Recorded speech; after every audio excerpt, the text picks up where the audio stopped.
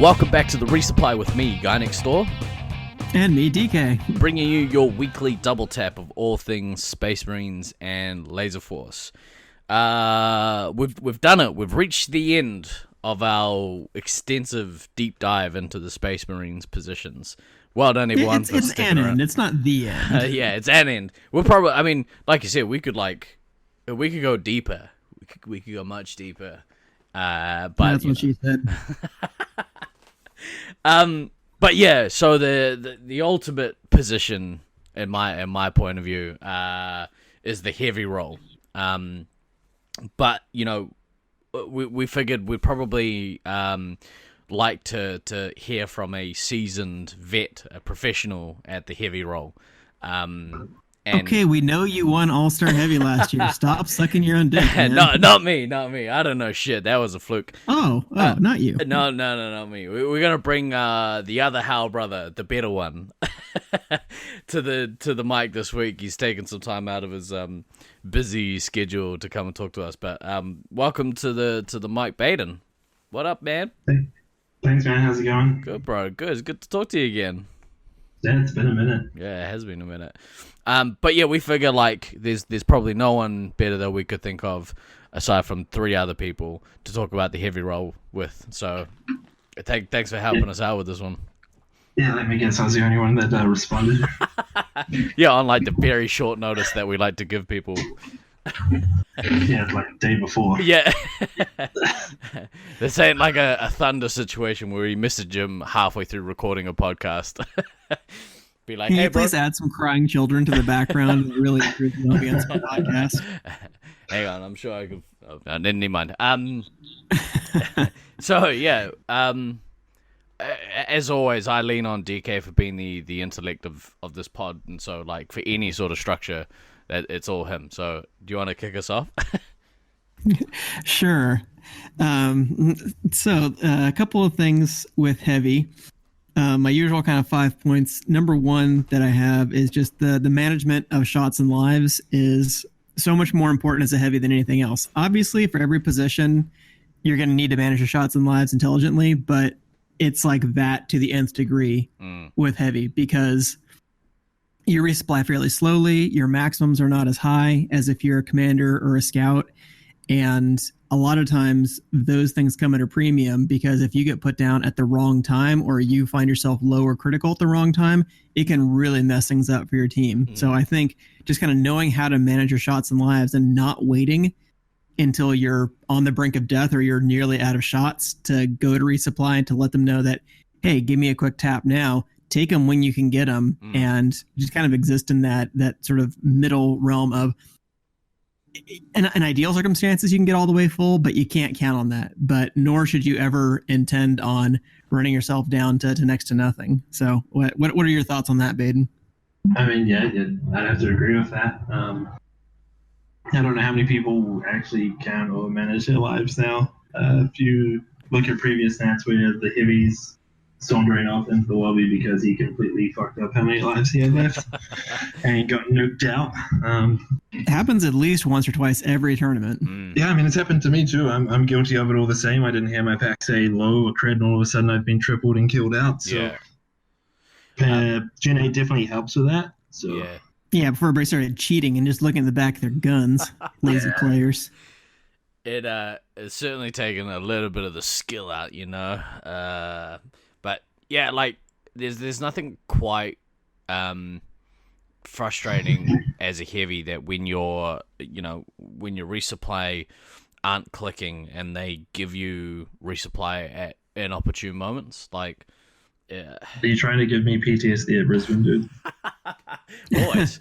If I could, I would set up. It could be worse, like what happened in the grand final of Detroit in 2013, the last time I played there, where I also happened to be playing heavy that year. And we went into the grand final knowing that we were underdogs and all that. So we had to try this kind of risky strategy where we were going to try to take the opposite side of the field where we tended to play better from. So just make a mad bum rush at it. But we got kind of cut off. And at one point, I got shots without getting live, so missing that one double. And I got killed out on negative 40 points in about 1 minute of play. So that risky strategy didn't work so well. Brutal. I'm proud of you for bringing that up. It's a No, strong I'm man. more than happy to relive all of my shame on this show over and over again. But yeah, like not managing that properly, and some of that doesn't like necessarily come down to the heavy. Like if you're playing with some inexperienced resupply who are prone to panicking or whatever, that can sort of contribute as well. But yeah, like I guess the buck stops with that person. Like it's your responsibility to make sure that you don't die out of the game.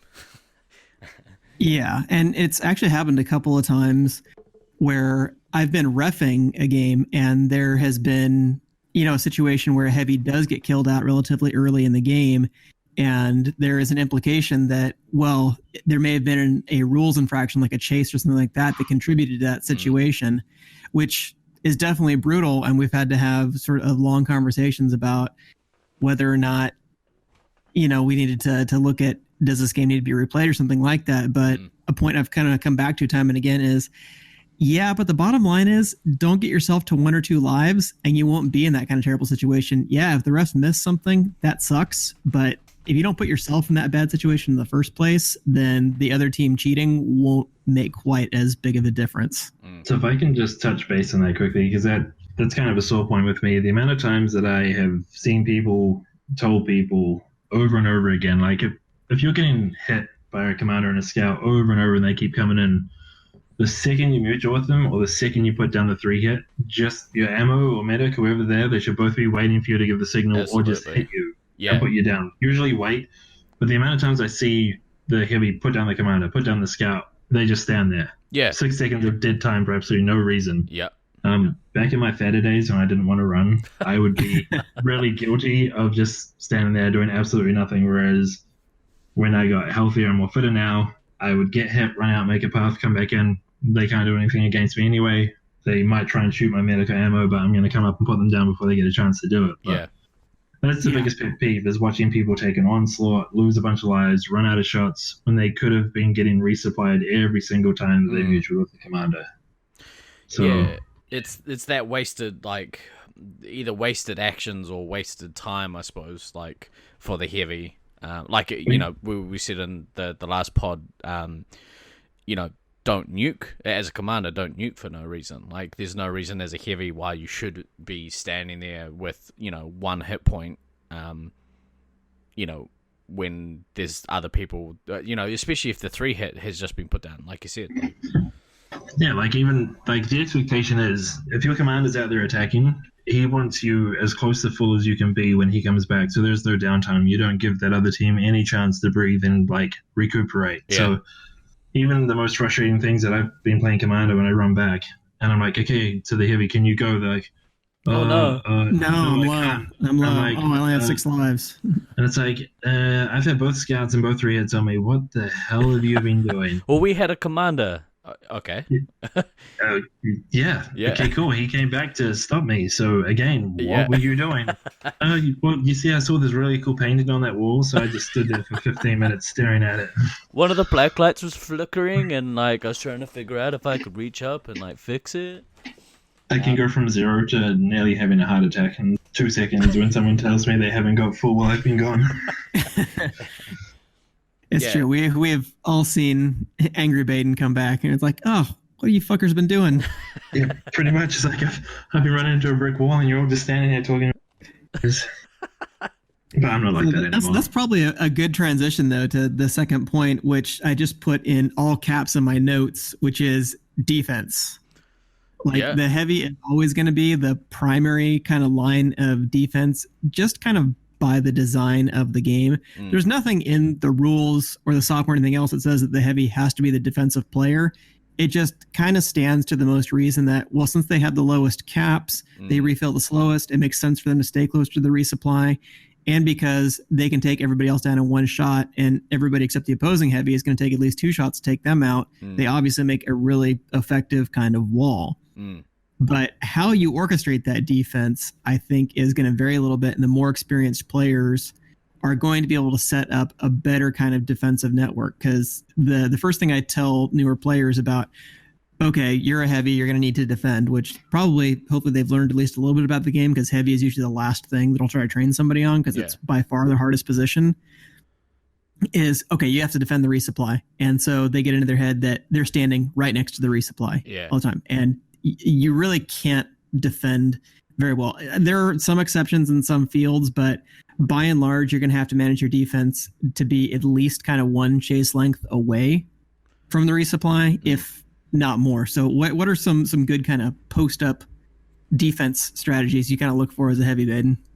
Well, my biggest thing, especially in Detroit, is obviously it depends on what side you're starting on, but if you're on green, if you've got like half decent ammo, they can sit on green ramp, they can see into tower, they can see into all that sort of thing. So as a heavy, there's no point you sticking back there. I like to play and go up as far as like the entrance into tower on green side, or I'll even sit in the back corner. You're going to shoot anyone in the back that's trying to hit them. But again, it comes down to reading the game. If you see that you're absolutely smashing and railing on that other team and they can't send anyone out, 95% of the time I'm going to go out there and back up my commander so he can go further down the ramp and I can catch anyone running up. And it's so hard to say. Like, you could say a plan, but if you can't read the game and understand how things are going or where people are going to go, then it's just not going to work. And that's actually good for anticipating my next point too, which is kind of like the awareness and transition game. But all of these all filter into one another anyway. And like I tell players that, even though I say that your role is kind of defensive, that doesn't mean that there is this kind of hard line between offense and defense, because it's not like other sports where, well, the team that has the ball is on offense and the other team is the defense. Like, you're always on offense, you're always on defense in Marines. So good defense turns into good offense and vice versa. I'm sure that you guys can all agree with me on this. Like, there's nothing that'll irritate you more when you're playing a scout or a commander. You have heavy pressure on the other team. You look back and your heavy is standing right next to your resupply for no reason. Yeah. Absolutely nothing. Yeah. That's more common than not these days, which sucks, but it is what it is. There is exceptions to that. So, like, I think it can come down to the maze as well. So in our maze, like, the resupply, there's kind of two main resupply points, as there often is in the arenas, but it's hard for the heavy to kind of push out and float in a position where they can kind of add a little bit of pressure onto the other team, unless they're actually on attack. Whereas, like, in Brisbane, you're playing a lot of zones, and so you can kind of I found last year at Nationals, it was a different way that we've been playing at home. Like, you could actually push out and control a zone of the arena and be a reasonable distance away from your resupply and not have to worry too much about it. But yeah, like, if you're in that situation where you have options, but your default is to kind of just stand there waiting for something to happen to you, like, it's not great. I think just kind of the general rule, regardless of the field, is play out as far as you can, but no farther than that. Which may mean you're only one chase length away from your resupply. It might mean that you're halfway across the field if there's just a lot of dead space in between you and the resupply. If you have a relatively good line of sight back to them. Yeah, so that's kind of key there. So, I mean, kind of getting back to Detroit applications, since I'm sure that's what a lot of people, I definitely want to hear. Yeah, Baden is. I would agree, having played the field, that's sort of a good idea on the green side. What about red side? Because that was the side that we were having more trouble with in 2013 that led to that kind of famous incident. Yeah, red side's a little bit more tricky. You can't push out as far. At least I don't feel too comfortable with that, because obviously when you're running from tower, red side into the top of red ramp, that whoever's running in there can set a path on you, so you can't do anything to stop them from going down your ramp and murdering them. If you remember, when you're coming up to the top of red ramp, to the very top of that platform thing that looks into tower and so forth, I play to the right of that. L-shaped bend. Yeah, I play to the right of that, so I can see back corner, I can see tower, and I can see through the window to my left. And I kind of float there. There's a couple of dicey shots you can do there, but the other thing that you can't prevent is someone coming up the ramp, which from previous experience, not a lot of people pay attention to that. In the few games that I was playing offensive as a heavy or commander in Detroit before I quit playing there, I would run up the ramp and murder the resupply every single time. They wouldn't see me come up, and by the time they did it was too late. I've put 3 or 4 of them down.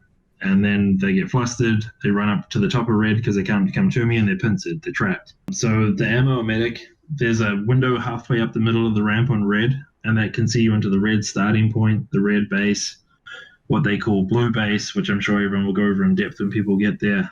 But you can see people come from any direction to get up that red ramp, and there's also 2 windows that you can shoot between. So your heavy can't protect you if they're up top, which is where you want your heavy to be in that circumstance. But at least the ammo medic can give them a heads up to spin, come back down, and shoot them as they're crossing a window or something to that effect.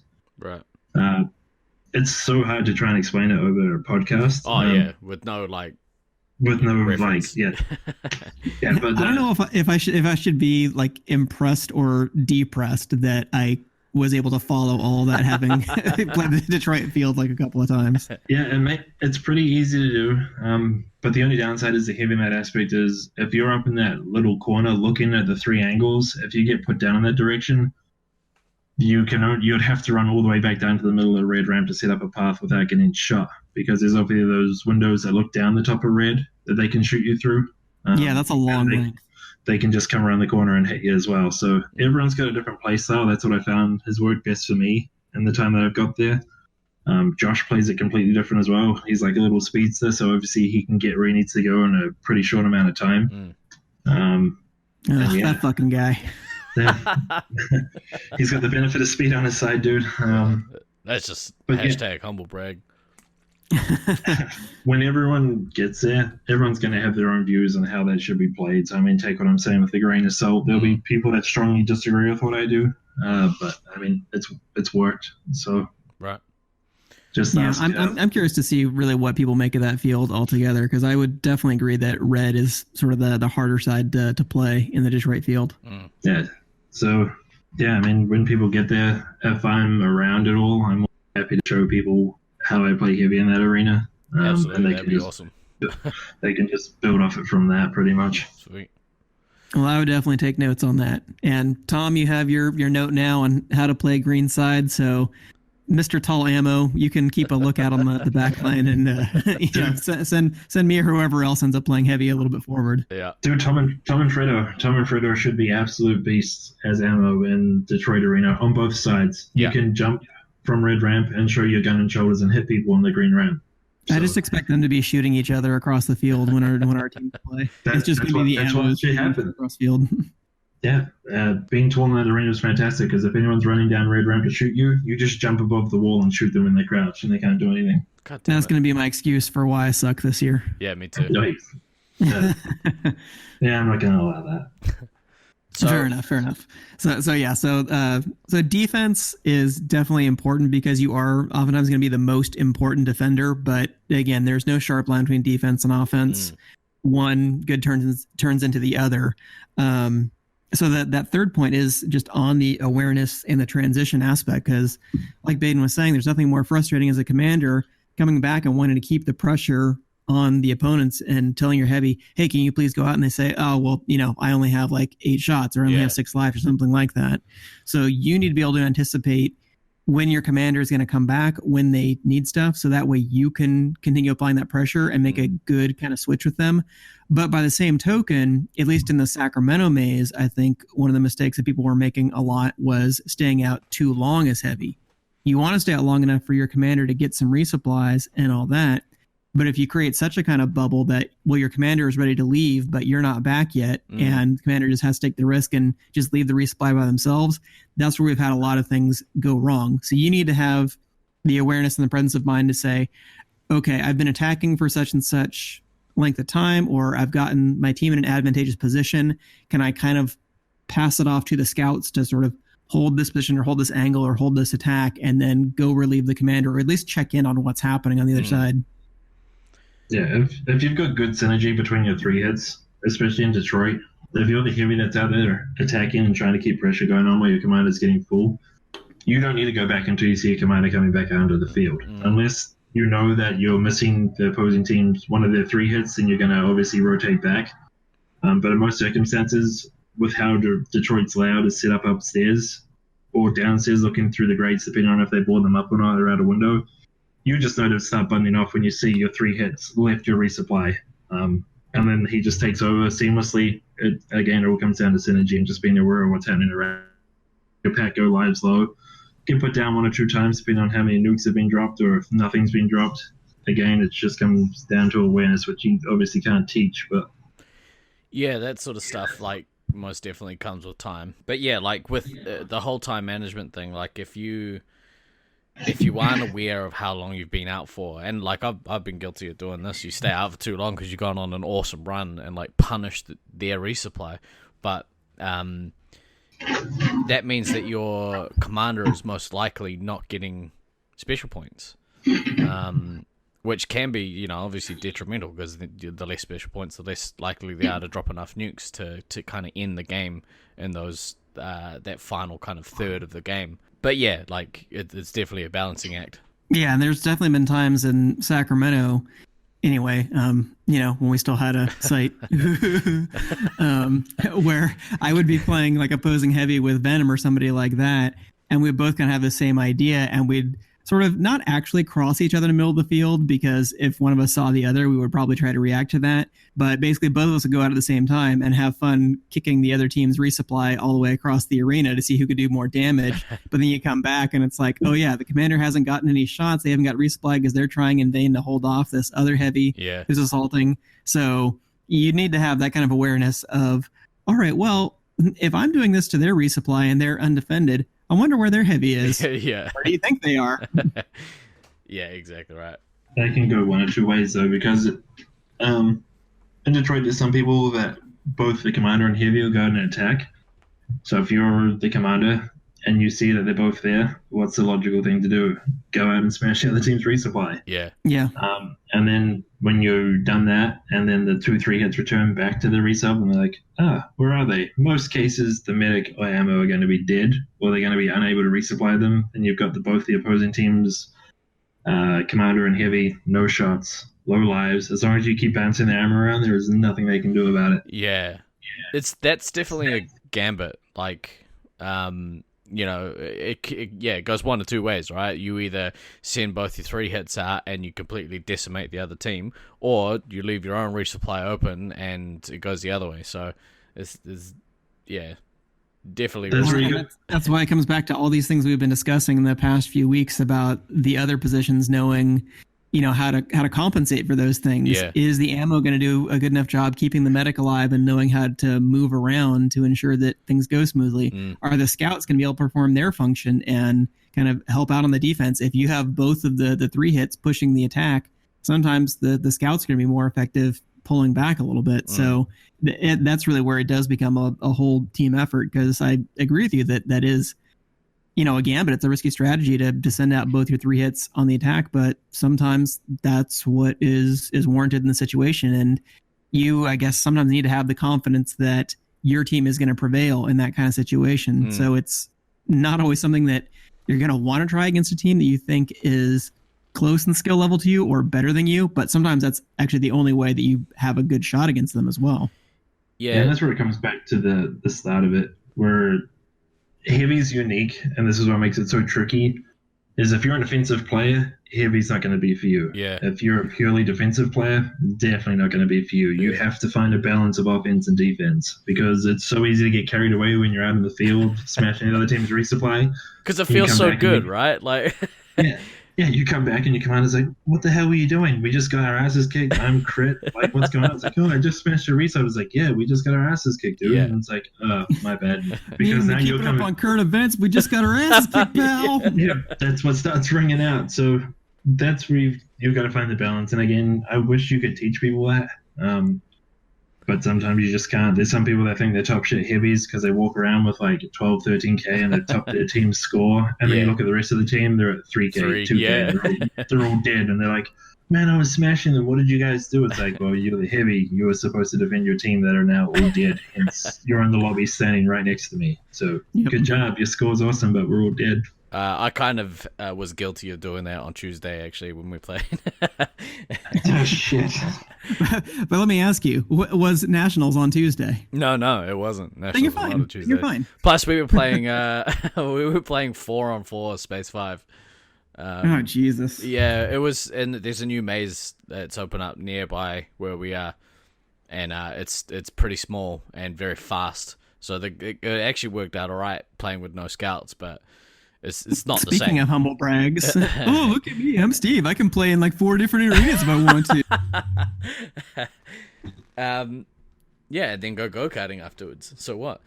But yeah, it's you're right. Like it's not great. Like if you are just straight up on attack and the rest of your team suffers because of it. Like they rely on you to know what you're supposed to be doing, like know what your role is, and your role isn't to be the main attacking role. That's not what you're about. Like you definitely have to contribute.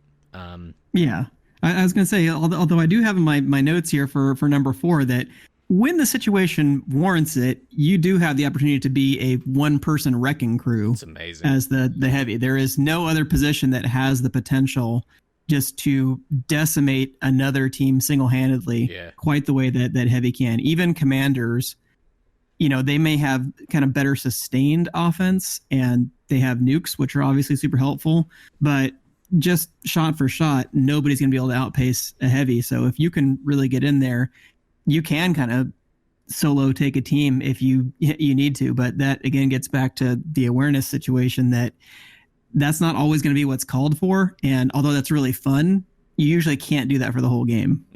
I'd like to give a shout out to Block from Syracuse. That was my commander and put me in that position when I was heavy. And I had to send the entire team back and then just go and play a full commander without nukes type thing. I was not a happy chappy after that game. I was exhausted. Yeah, you're right. Like, if the situation calls for, and it's usually when the commander comes back to get some resupply, if you can get that first hit on their heavy and take them down without mutualing, then it's basically open season on the resupply. Heavy boner alert. Especially in say in Brisbane, if you're attacking the back tower and you can break. Oh, I'm sorry. I didn't realize we had thunder on again. But yeah, if you breaking into that back tower, if you can get that hit on their heavy, you could just destroy their resub. You could get 2 or 3 meta kits. We actually have a video on that recorded by you when the 2 USA teams played each other in Brisbane last year. Yeah. Sorry, Disco. That whole back ramp, you get crazy resets down there. So yeah, like when the situation calls for it and you go out, you kind of have to be as efficient as possible. That's your time to shine. Yeah, and I think a point that you brought up, Baden, was really interesting, where you said if you're somebody who really is a kind of defensive-minded player, and that's your first instinct, you're maybe not going to do that well at heavy, which I think is kind of counterintuitive for some people because they think of heavy as a defensive position. But you're right that you need to have both those kind of mindsets in mind. If you're somebody who is all defense all the time, well, maybe ammo is kind of a little bit more suited to the way that you're going to play. But heavy, you definitely need to be able to embrace both roles. Yeah, you need to be able to switch at the spur of the moment. And that's where it all comes down to, being able to read the game and see how it's flowing. You can't be one or the other mindset. You've got to be able to do both and switch whatever's required with how the game's going. So, do you think that's why, like, the heavy role is thought of as maybe the hardest one to pick up, because you kind of have to be good at both? Yeah, I don't know. It depends who you ask. Everyone's got a different opinion. People are like, oh, the heavy's a piece of cake. It's so boring. And so I'm like, oh no, I don't want to play that. That's scary. Like, whoever says that doesn't have a goddamn idea what they're talking about. I could name a few names, so I'm not going to. Yeah, I guess I rate heavy as one of the most difficult ones. Yeah. Some people say medic's the hardest, but I mean, medic just has to sit in the corner, listen to what the heavy tells him to do, and run away. This man does not represent the opinions of the Resupply podcast. Yeah. We did a whole episode on this. Yeah, I'm going to offend people, but That's not like you. That's why we have you on, Brew. Yeah. Yeah. It's interesting because and this, I don't know if this is the point that you've got, DK, but like I see the heavy role as kind of being that like captain, or that there's like usually needs to be a relatively large amount of leadership coming out of whoever's playing that role. It definitely helps. That's for damn sure. Yeah, I mean, if you think about someone like the better heavies that we've had, like Baden, like you assert your dominance in the arena, like Traj out of Brisbane, Duckman was pretty quiet, but I've been known to throw a chair or two from time to time. Or a person. Night Owl. Night Owl's pretty, dominant when he's at the back, like can assert himself as well. So I don't know. Thunder's pretty quiet in a maze, but like he's one of the best heavies I've ever seen. Same with and he just has a kind of natural charisma that allows other people on his team to just respond to him in that kind of way. And maybe Beast. It's a quiet leadership, but it's still good leadership. Maybe Beast as well is kind of, although he's extremely talented. So I mean, maybe he just rides on his talent. But yeah, it seems to be a role that requires like some leadership as well from whoever's playing it, in my opinion. It definitely helps. I mean, I think that it kind of is the same thing that we said for ammo, that because you're on the back end, you need to be somebody who's kind of an organizer, but because you're going to need to transition to offense as well, that means that you kind of do have to do everything. So yeah, maybe the leadership component is even more important because you're sometimes going to need to be able to direct the scouts and stuff like that. Because getting back to that whole, one person wrecking crew idea, that can be another frustration that I brought up during the scout podcast. Is kind of typical formation is at the start of the game, the commander and both scouts go out and they're just on attack, and the heavy is back, hopefully filling up or doing something else. Well, if the transition comes at the right time, that means that the commander and both scouts are going to come back to resupply about the same time, which means the heavy doesn't have any other option than to be a one-person wrecking crew. So other people on the team can respond to that and say, hey, maybe I can help out, so the heavy doesn't have to do it all by themselves, because that can be very frustrating as well. Yeah. Or if, like, you as a heavy, you manage to kick the opposition's resupply out, but, you don't have a scout attacking with you to kind of mop up on the other side, wherever they're flushing to. That can be a little frustrating.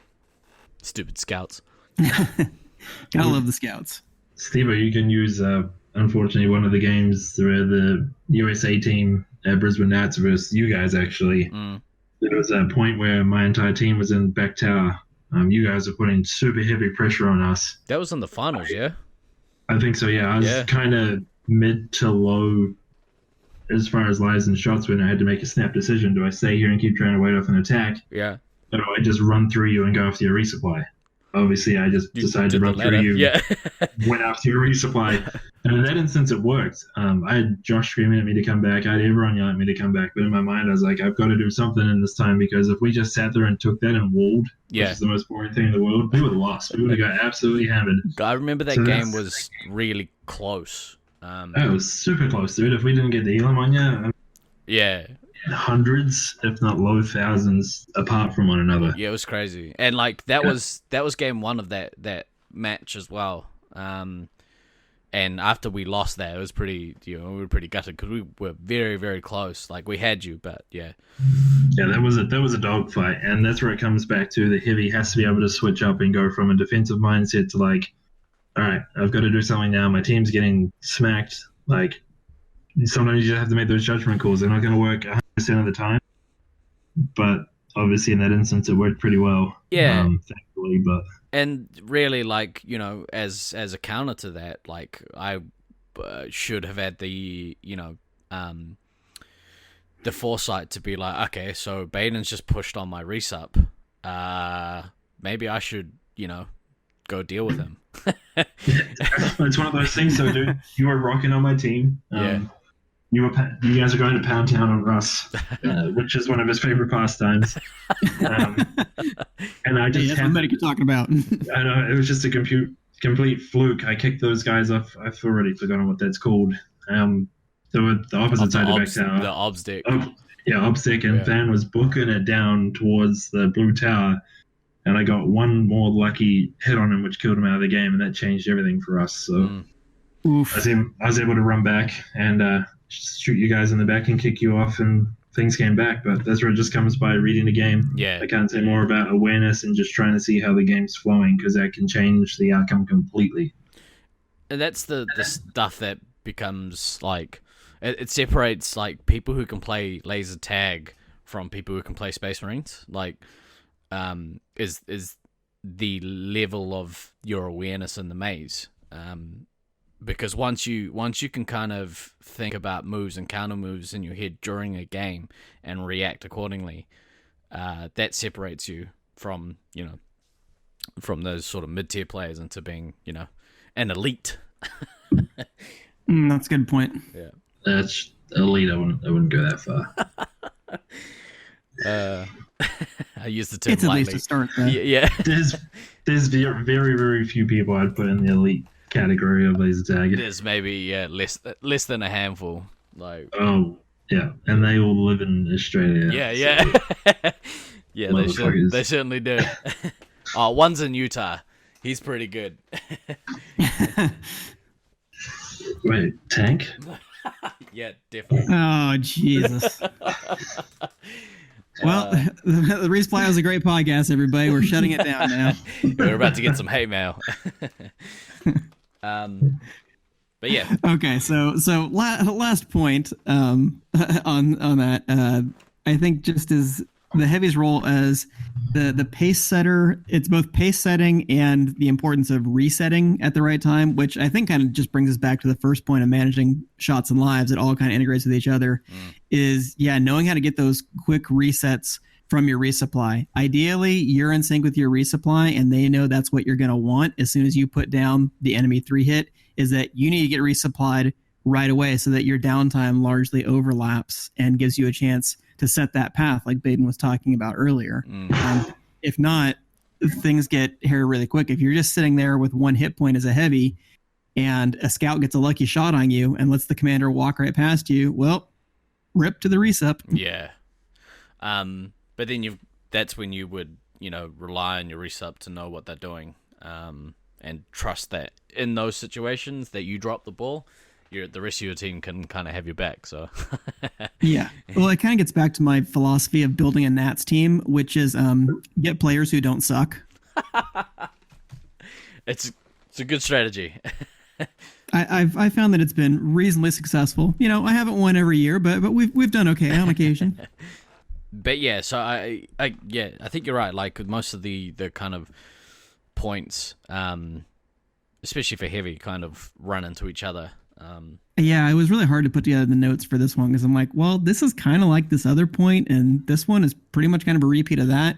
But it's because, there really is no hard line that separates a lot of things you need to do as a heavy. You need to do everything all the time, and you need to do it right. So hopefully that's good advice for people. Because if you don't, your team suffers. And it's all your fault. And you will get yelled at. Although I'm quite good at distributing blame. So I can quite easily blame the rest of my team for my mistakes. Or the chair. Or the chair. I'll take it out on the chair. How many? So what do you have for other final thoughts or additional notes here, Baden? I think we've pretty much touched base on everything. Yeah. Everyone should know the basics of when to use the missiles and when not, and actually, there's just a lot of things you have to try. That's a good point. Let's talk about that. Just on that. Do you? What are your thoughts on using missiles on the base? I'll only do that as a last resort, because if the opposing team's resupply is still in the game, and I'm thankfully pretty good at breaking into them, if I can sink those missiles into the medic and take 2 lives instead of 1, there can be a difference later on down the stretch. Missiles I only use on a base if I have no shots left and it's crunch time in a game where there's 60 seconds left or your ammo died for some reason. But I will always try and save my missiles for the medic. I think that's probably a good sort of transition point I recognize in newer players versus the more experienced ones, to encourage like newer players to conserve their shots and not have to be in resupply constantly. I have told them to use their missiles on the base because I'm not confident getting them in the players. But when they reach a point where they should be missiling players more often, just from a point scoring efficiency metric, it's obviously much more efficient to use your missiles on players. And if you can get the medic, well, then that's the most efficient of all. Because like you said, it's 2 lives instead of 1. Yeah, and don't be those guys that are like, oh yeah, just put your missiles in me, because if you're missiling me, you're not missiling my medic. It's like, that's kind of irrelevant. I'm still getting 2,500 points off you. Thanks very much for coming along and helping me out with that. So yeah, that will never be me. I despise getting missiled. Me too. I always have a goal going into every tournament that I'm like, okay, I'm not going to take any missiles this tournament. And I usually ruin it by like the second or third game, but it's a good goal anyway. I do not want to mention how many times someone has just stood there and be like, yeah, missile me, because that way you're not going to medic. And then, as fate would have it, I've reset them off the base. One instance, I got 3 missiles into them. My commander happened to nuke at the same time, and they died. Oh, I was like, well, brutal. That's a poor strategy. Usually they died by 1 or 2 lives. And if they hadn't just ate 3 missiles, guess what? They would have had like 2 or 3 lives left to get back to the resupply. Yeah. So, by all means, if you're happy to take a missile so your medic doesn't, stand in front of me all day. and not to make this about stats or MVP or anything like that, because I don't think that you really should be stat padding per se, but it does make a difference. And some people say, well, the heavy kind of needs, more help. It seems like the heavy is so like feast or famine. Either they can have a really good game and still come out with a low MVP score unless they get those missiles off. And my reply to that is usually, yeah, because if the heavy gets their missiles off, that really helps the team in a lot of occasions. So that is something that should be rewarded. Yeah. Can you get all 5 off into players every game? No, probably not, but it's a good goal to have, because that's a net balance of 3,000 points for your team. That's a lot of points. That can really help your team. From previous tournaments, looking back, Heavy's won MVP substantially more than any other Several position. times. Several times. It's been a lot these last few tournaments. And it's probably a lot of that does come down to missiles, like because obviously you don't get the MVP points using them on a base, right? Correct. So, if stats are important to you, then that's a good reason to kind of use them on players as opposed to the base. But that's just kind of a general note for when we kind of designed the MVP system, which I'll give a big shout out to Night Owl, to Tragedy, to Than, and other people who were instrumental in kind of determining what different things should be emphasized in the game. That it is possible to do none of the things that score the big points and still be a very good contributing member of your team as heavy. But I'm never going to say that getting your missiles into opposing players is bad. It's always better to do that than not. Yeah. So yes, that should be a point of emphasis. And the fact that they're worth twice as much for heavy as a commander as a way of compensating for the fact that they don't get nukes or things like that, that has sometimes made the difference of why heavy can win the MVP. And, I guess we could discuss whether or not it's too easy for the heavy to win the MVP, but you're still going to have to do, a lot of things. It'd be nice if we could rejig that, because I'd love to see a medic or an ammo take MVP out over a 3-hit. Obviously, if your ammo dies, that's bad news for everyone. I don't remember last time seeing an ammo in the 20-something years I've been playing where they've won. It's hard because, if you look at other sports and the way that they kind of work, so, maybe for football, like, usually the MVP is like an attacking player, specifically the quarterback, like, and that's because they have a larger influence on the outcome of the game. Yeah, some of it can be self-fulfilling because on Laser Force teams, well, who are the best players on each team? What are they usually playing? They're usually playing heavy and commander. So it is kind of sometimes going to be a self-selecting group of, no wonder the MVP was a heavy or commander because those are the best players. Yeah. But I do agree, Baden, that it would be nice if the positions really did have kind of an equal chance to win that. But that's why I think having the positional awards and still having a vote-based award is still an important component of the tournament. Yeah. Because my thing is, how is your heavy commander go win MVP if they don't have any shots or lives. Very true. I could not agree more. But I mean, that's the like basis of all team sports, though. You know, like generally you can't work without the rest of your team. But going back to like the missiles, like for the longest time, my default would be to use 2 on the bases, like probably until the last maybe 5 years, and I think that was maybe like a culture thing, like maybe coming up, most 3 hits would use a missile per base, and then maybe get 1 or 2 others off into other players, but. It may have been from talking to people on the international scene saying, well, actually, you're probably better off using them on other players because you don't get your missiles back, like once you use them, you use them. Yeah, if you're playing, absolutely optimally perfectly as a heavy, then obviously your missiles are going to be much better used going into enemy players than going into a base because right, you're not maximizing your points that you can get, and right, the enemy doesn't lose any points for you missiling a base. They lose 100 points if they get missiled.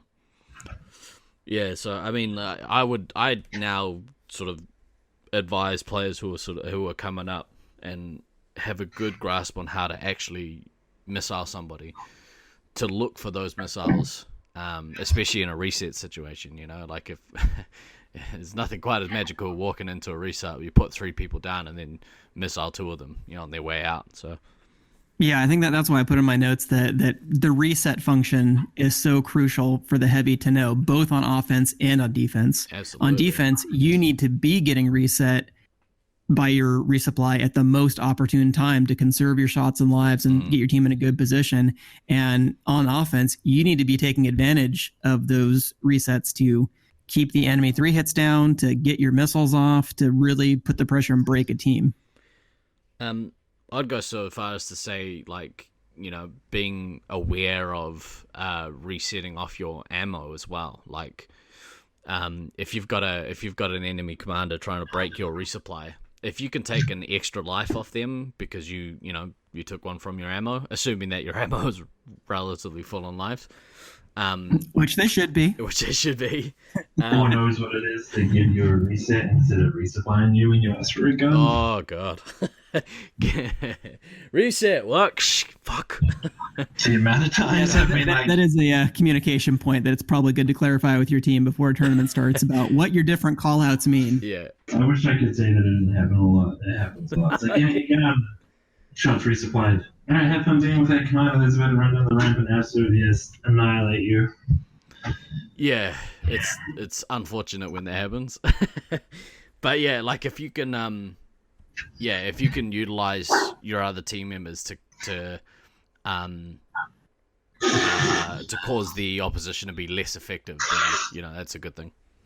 Yeah, if you can get a missile off of the cost of 1 life off your ammo, sure, you lose 120 points off your team for shooting the ammo, but you're going to get 600 back on net from missiling an enemy team member. So that is still a much better kind of balance of points on the whole. So, again, we could probably keep talking about how to play heavy properly forever, but I think, again, my just general philosophy would be do all the things and do them well, so that way your team succeeds and you don't get yelled at. Yeah, unless you are the leader, and in which case you do the yelling.